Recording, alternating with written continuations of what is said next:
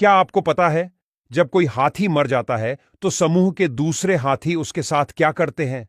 मरे हुए हाथी के साथ कैसा सुलूक किया जाता है, यह पूरी प्रक्रिया जानकर आपकी आंखों से आंसू निकल आएंगे।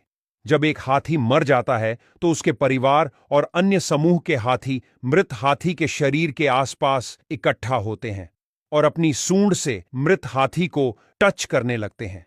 लेकिन हाथी ऐसा क्यों करते हैं? इसके पीछे की छुपी हुई वजह आगे जानेंगे, किंतु पहले हाथियों की यह बात जान लीजिए जो शायद ही आपने सुनी होगी। हाथी का बच्चा अपनी मां के पेट में 22 महीने यानी तकरीबन 2 साल तक रहता है। प्राणियों में यह सबसे लंबी गर्भावस्था है। हाथी के छोटे बच्चे को उनकी सूंड किसी खिलौने जैसी लगती है। वे अपनी ही सूंड से खेलते रहते हैं और कभी-कभी सूंड में उलझकर खुद ही गिर जाते हैं। लेकिन जैसे जैसे वे बड़े होते हैं, वे सूंड का सही इस्तेमाल करना सीख जाते हैं। हाथी दिन में औसतन केवल 2-3 घंटे ही सोते हैं और ज्यादातर खड़े रहकर ही सोते हैं। वे केवल कभी कभार ही लेटते हैं, क्योंकि उनका भारी शरीर लंबे समय तक लेटे रहने में मुश्किल पैदा कर सकता है। ज्यादातर हाथियों के समूह का नेतृत्व मादा हाथी करती है।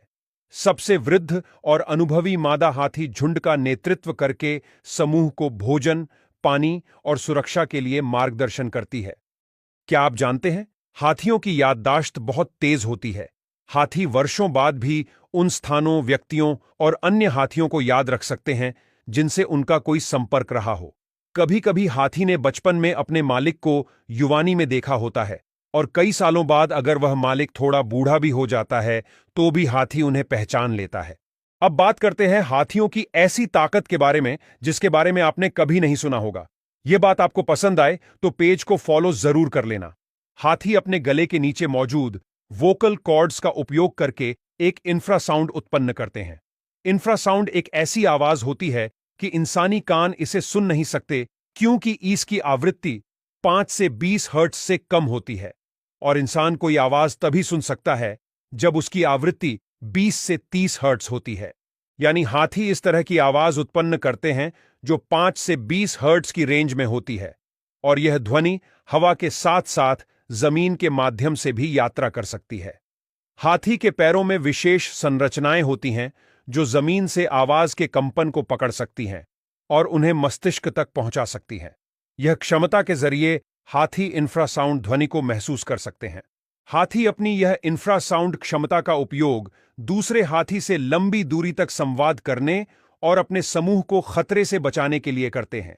दूसरी ओर, मादा हाथी इंफ्रासाउंड का उपयोग करके अपने प्रजनन काल के दौरान नर हाथियों को बुलाती हैं। नर हाथी कई किलोमीटर दूर से इस संकेत को महसूस कर लेते हैं और मादा हाथी के पास पहुंच जाते हैं। सोचिए, कुदरत का कैसा करिश्मा है। दुनिया का सबसे बड़ा प्राणी इतनी छोटी आवाज निकालता है और सुन सकता है जिसे इंसान भी सुन नहीं सकता। जब हाथी मर जाता है तब दूसरे हाथी आमतौर पर उसके साथ 3 तरह का व्यवहार करते हैं।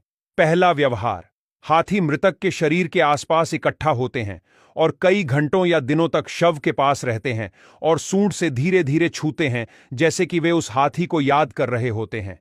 वे उसके शरीर को कई बार देखने वापस आते हैं, जैसे कि वो शोक मना रहे हों।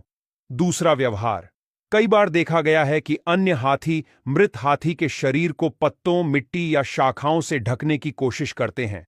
यह व्यवहार कुछ हद तक इंसानों की अंतिम संस्कार की प्रक्रिया की तरह प्रतीत होता है। और तीसरा व्यवहार, हाथी विशेष रूप से मरे हुए हाथी की हड्डियों के प्रति आकर्षित होते हैं। अगर वे किसी मृत हाथी की हड्डियां पाते हैं तो वे अक्सर उन्हें उठाते हैं और अपनी सूंड से हड्डियों को सहलाते हैं, जैसे कि वह हड्डियों से जुड़ी स्मृतियों को महसूस कर रहे हैं।